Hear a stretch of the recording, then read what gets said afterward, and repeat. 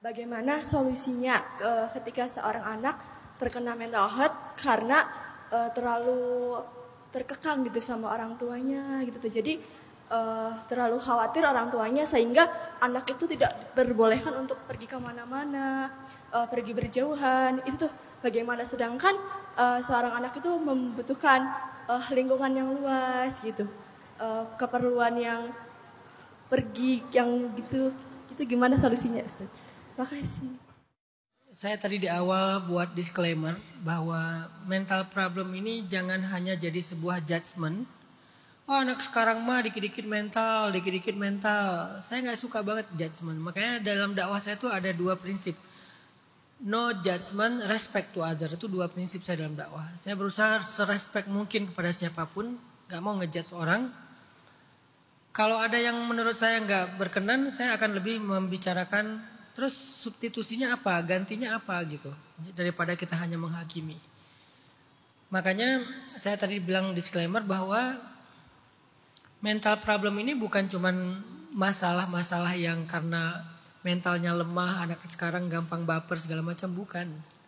Faktornya itu bukan karena kurang ibadah, kurang agama, bukan. Bisa jadi faktornya itu adalah pola pengasuhan. Bisa jadi faktornya itu adalah rumah tangga orang tuanya yang dia saksikan setiap hari. Bagaimana keributan terjadi, bagaimana konflik yang mereka tanganin dengan cara-cara ekstrim. Bisa jadi karena memang anak ini sedang tertekan aja. Kan kadang-kadang ada orang yang rumah tangganya baik-baik aja, orang tuanya baik. Tapi dia kena mental karena mungkin lagi banyak masalah, lagi banyak tekanan. Karena tekanan sekarang dengan dulu mungkin berbeda. Kalau dulu orang bisa rilis dengan pulang sekolah bisa langsung main. Sekarang lagi tren kan di Jakarta permainan-permainan zaman dulu dimainin lagi gitu kan. Bahkan di luar negeri itu lagi tren balik lagi ke zaman dulu nggak pakai handphone, hidup tanpa gadget dalam sehari, dalam seminggu itu free gadget. Jadi kalau sekarang ada car free day, nanti ada gadget free day. Karena itu tuh mental health banget loh. Kalau kami anak laki-laki nih, anak-anak 90-an, enggak kami sih saya, mungkin kalian anak 2000-an ya. Anak 90-an ya, pulang sekolah itu kan jam 1 siang. Udah pulang sekolah naruh barang, kita udah enggak pulang ke rumah itu jadi si bolang. Jadi si bolang sampai maghrib. Maghrib langsung lari ke rumah mandi, balik ke, kalau di kampung saya di Aceh namanya surau ya, menasah kan. Balik ke surau, ngaji di surau sampai isya. Beres isya kita nonton bola dulu di TV. Kalau nggak ada bola dulu ada Van Damme, ada Ruud Gullit, ada film siapa tuh sampai jam 9 malam. Tidurnya karena kita anak kampung, anak surau, adat di kita itu di Sumatera ya, anak laki-laki malam tidur di surau, nggak tidur di rumah. Pulangnya habis subuh. Jadi kita nggak terbiasa tidur di rumah sih. Terbiasanya tidur di surau, anak laki-laki pada tidur semuanya di pelataran surau. Habis sholat subuh baru pulang ke rumah, siap-siap berangkat sekolah.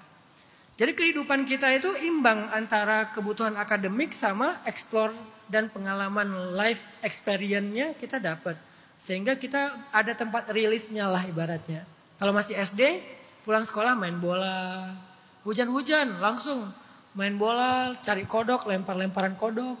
Saya pernah lempar kodok kena di bahu saya, di punggung saya, wok suaranya. Lemparin kodok sama temen. Atau lagi musim hujan, banjir di sawah, kita cari pohon pisang, kita tebang, kita jadikan rakit, main rakit. Dekati lebaran, kita bikin senjata sendiri ya dulu ya. Yang dari busi itu, busi dilubangin, terus dikasih mesiu dari korek api, terus dikasih baut, di bawahnya dikasih kayak dari tali rafia. Lempar di jalan aspal, itu bunyinya udah kayak bom molotov itu. Kita bikin senjata sendiri, atau dari kayu kita bikin pistol yang sama juga mesiunya dari itu, terus ditarik, pas ditembak, tuas. Pokoknya anak zaman dulu, itu tuh kreativitas kita, life experience kita bisa jadi rilis masalah. Sekarang pulang sekolah ditaruh di dalam tembok namanya rumah. Gak boleh keluar rumah, banyak penculik, banyak orang jahat. Ya emang iya, zaman dulu kita gak ada penculik kayaknya ya. Ada gak sih? Kayaknya zaman dulu gak ada penculik, biasa-biasa aja kita gak pernah ditanya sama emak tuh, gak pulang sampai maghrib. Kecuali udah azan maghrib nggak pulang, baru emak saya nyari pakai balok tuh. Udah datang cari. Kan dulu nggak ada handphone. Jadi nyarinya tuh harus keliling kampung. Emak saya keliling kampung nyari, di mana si abang, di mana si abang. Saya masih main bola, tapi udah azan maghrib, langsung dia angkat baloknya. Abang, udah lupa di mana rumah. Maksudnya apa? Pulang, tapi bahasanya udah lupa di mana rumah. Bahasa kiasan. Akhirnya saya lari. Masih ingat mak, masih ingat. Lari, dikejar. Wah, pernah dipukul nggak pakai balok? Ya nggak akan dipukul. Masih ada di TikTok tuh video anak zaman dulu kecil dikejar sama emaknya ya. Itulah pemandangan kehidupan saya. Jangan bayangin muka saya yang sekarang. Dulu saya masih lucu. Artinya kita dulu dengan kehidupan di sekolah itu nggak kena mental karena ada tempat rilisnya. Kalau sekarang udah nggak. Jadi bukan faktor dia lemah mental, bukan. Memang faktor kehidupannya udah berubah. Nah artinya orang tua harus paham kondisi ini. Sehingga orang tua yang bijak itu mencoba untuk memahami kondisi anaknya, kondisi zaman anaknya. Jangan terus-terusan kayak membandingkan anak dengan dia. Bapak dulu, emak dulu gitu aja terus ya. Padahal kondisinya sudah berbeda. Terus kayaknya menurut saya penting orang tua sekarang memperbaiki keadaan anaknya dengan belajar ilmu parenting. Dan salah satu kebutuhan parenting itu adalah ilmu psikologi yang khusus kebutuhan kita aja, bukan jadi seorang profesional. Anak saya dites semuanya, psikotes, termasuk saya juga. Jadi saya tahu ngomong dengan anak yang saya yang feeling gimana, yang intuiting gimana, yang insting gimana, yang sensing gimana, atau kalau pakai MBTI yang perceiving kayak gimana. Saya tes, Stephen tes, MBTI tes, Wotton juga tes. By the way saya kemis legi. Ustaz percaya gitu? Percaya. Saya nggak percaya ramal, tapi saya percaya tentang psikologi yang ada di dalam ini. Karena Wotton itu adalah metode tes psikologi zaman dulu oleh nenek moyang kita dan itu akurat juga. Saya hanya nggak percaya masalah ramalnya karena kalau udah percaya ramal ditolak ibadah kita selama 40 hari. Saya nggak percaya ramalnya. Tapi kalau orang Wotton, orang yang kemis legi itu gini, si pahit lidah. Saya cari yang baik-baiknya aja untuk diri sendiri ya. Kalau yang dibilang negatif-negatifnya, enggak nih kayaknya enggak deh. Kalau yang positif, wah gue banget nih kayaknya nih. Oh gitu ya, oh sih. Jadi kayak makin semangat hidup gitu kan. Anak-anak saya pelajari, oh anak saya nih kalau feeling, cara ngomong anak feeling itu beda sama anak intuiting. Kalau anak feeling ekstrovert sama introvert aja beda. Ekstrovert itu dia pengen ditunjukin rasa sayangnya. Kalau introvert pengen dikuatin perasaan dia. Bukan perasaan kita. Kalau ekstrovert perasaan kita. Kan mereka manggil saya Baba ya.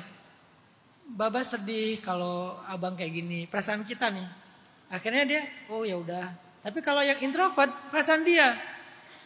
Adek itu kan kalau bahagia tuh kayak gini. Kalau adek itu pengen jadi juara tuh kayak gini. Kalau adek itu apa misalnya. Jadi yang perasaan dia. Karena dia introvert kan.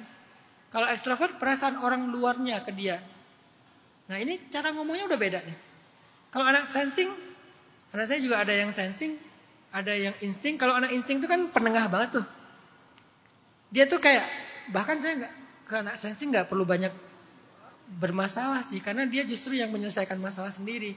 Paling dia lebih orangnya tuh kayak, yang penting kita kasih tahu, jangan kasih pilihan. Karena anak sensing dikasih pilihan pasti bingung. Soalnya di tengah. Yang ini apa yang ini ya? Yang itu anak sensing tuh. Saya langsung bilang, Kak yang ini bagus buat kamu. Oh ya udah, ambil. Saya tahu berkomunikasi dengan anak karena saya udah mempelajari ilmu parenting. Karena mempelajari sedikit ilmu psikologi sesuai kebutuhan saya sebagai ayah. Sehingga saya bisa berkomunikasi dengan mereka dengan cara mereka. Dan tapi juga enggak mengurangi pesan-pesan saya. Ini jawabannya ada di orang tua. Bagaimana kalau kita sebagai anak? Kalau bisa mempengaruhi orang tua untuk belajar ilmu parenting dan ilmu psikologi lagi, kayaknya bagus juga sih. Ajak apa gitu atau share konten-konten gitu, atau misalnya kalau ada sebuah pelatihan apa, ajak Pak, ini kayaknya bagus nih, yuk kita ikut bareng yuk gitu. Padahal kita pengen orang tua kita yang ikut sebetulnya kan.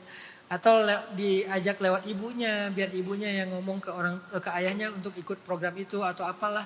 Kalau masih bisa dipengaruhi ini sangat bagus dan lebih sustain.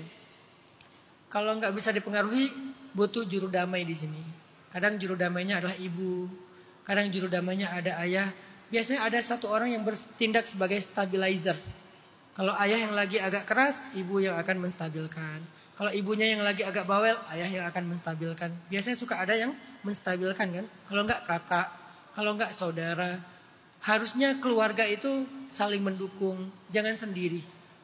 Kalau kita sebagai anak, carilah orang yang bisa mendamaikan, mengislah, menstabilkan kondisi ini sehingga tidak ada yang dikorbankan di antara dua pihak ini. Orang tua nggak merasa kita durhaka, kita juga nggak ngerasa orang tua terlalu mengkungkung kita kan ya. Nggak ketemu nanti kalau nggak ada yang mendamaikan. Allahu a'lam.